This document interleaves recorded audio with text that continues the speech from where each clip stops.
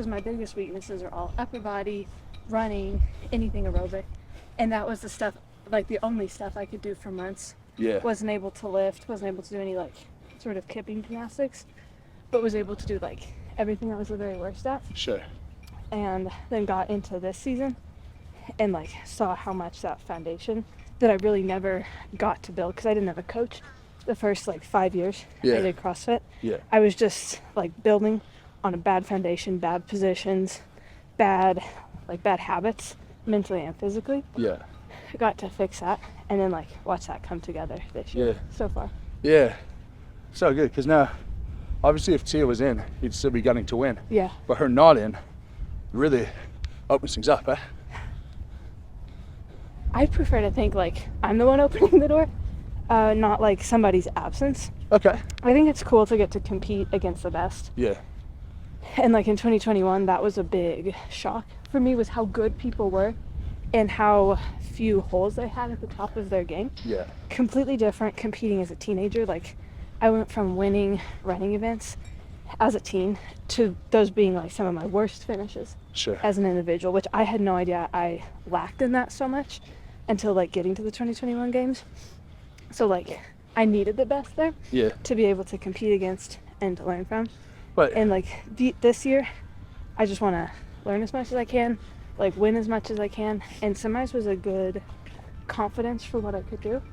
Like healthy and like just with the foundation that I've really never competed with before, but it's still like I know I have a lot to learn.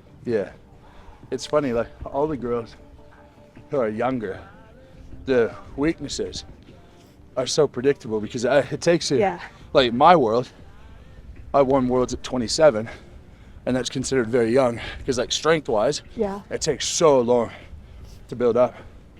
It's really interesting how easily found out you are if you do have that one hole.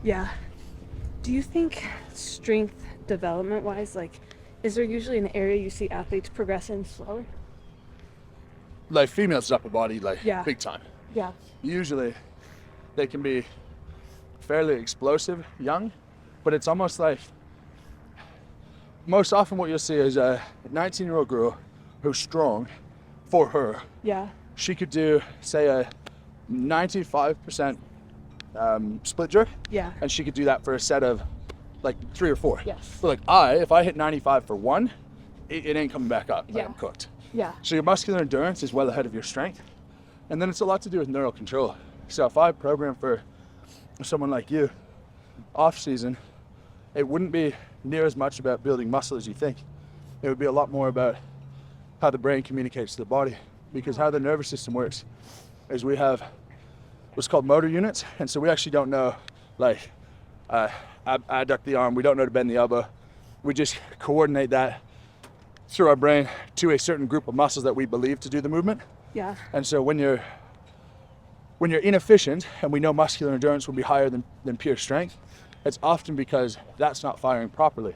So if you said push press is a big weakness, I would train you push press like an Olympic lifter would train push press, meaning you'd do it 3 times a week, 5 sets of 5 at like 65% of your 1RM, prove those motor units for a long time, then peak your strength up into important comps. That's so interesting. How do you do it?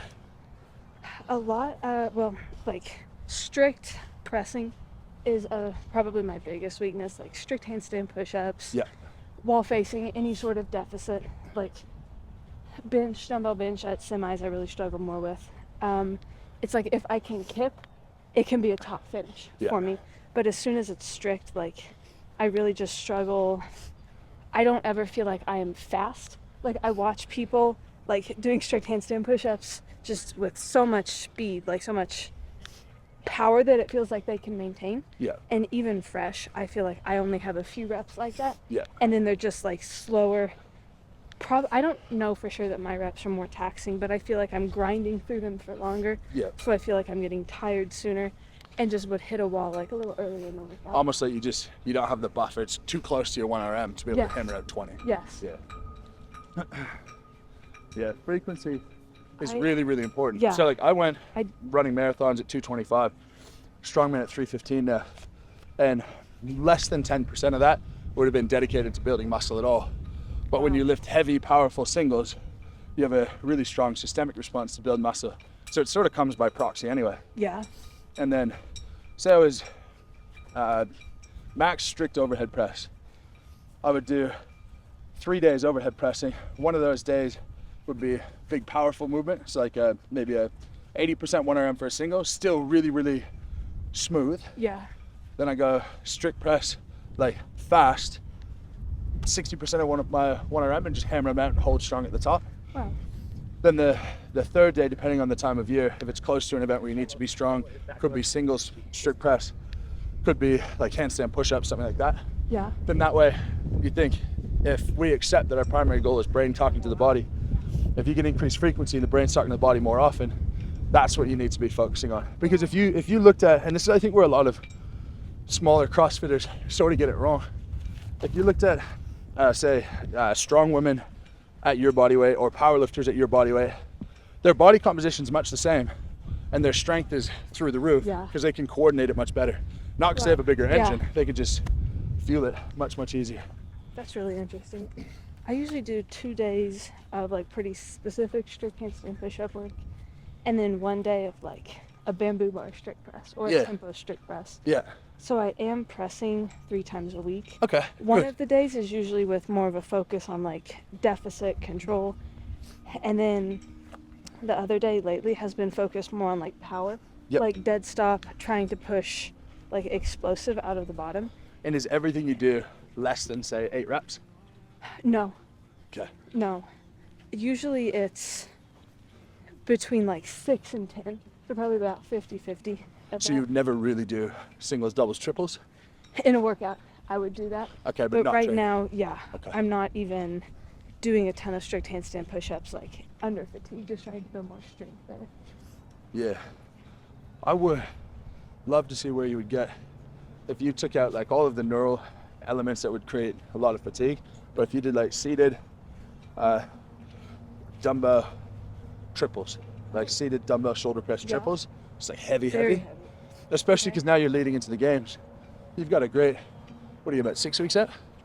7, yeah. 7? You got a really good solid period where you could build that strength. For example, if I hadn't been training deadlift singles, I'd pull maybe 320 and it would 320 kilos. Yeah. Wouldn't feel great.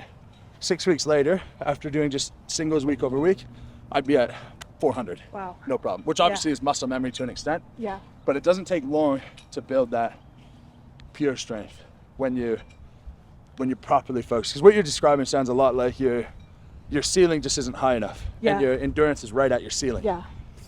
And so you raise that ceiling, and that's going to help you heaps. Because fitness obviously isn't the issue. Yeah. If you think about your strengths, like your aerobic side's difficult, but then is there really anything else other than upper body strength and aerobic that's challenging for you? Really not. Yeah. Not that would be a very low finish. Because you're too good. You're too good overall to have more than like 2 weaknesses. Yeah. It just wouldn't work. Yeah.